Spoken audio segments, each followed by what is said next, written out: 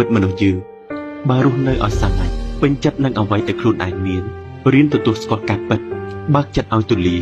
ធ្វើល្អឲ្យបានច្រើនប៉ុណ្ណឹងគឺយើងអាចមានសេចក្តីសុខហើយជីវិតមិនថាមានឬក្រនោះទេ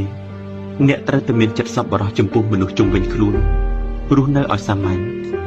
ត្រូវចាំថាការធ្វើល្អគឺជារឿងល្អបំផុតនៅក្នុងជីវិតមនុស្សយើងម្នាក់រឿងខ្លះគឺវាពិតជាមិនត្រូវការពន្យល់ការបកស្រាយនោះឡើយតែបើយើងនៅតែនិយាយបកស្រាយវាក៏คล้ายទៅជារឿងអត់ប្រយោជន៍តាំងពីវិនាទីដំបូងដែលអ្នកបើកហើបមាត់និយាយមកម្ល៉េះវាមិនសំខាន់ទេថាអ្នកនឹងคล้ายទៅជាមនុស្សមានប្រយោជន៍ប៉ុណ្ណាចំពោះមនុស្សដែលនៅជុំវិញអ្នក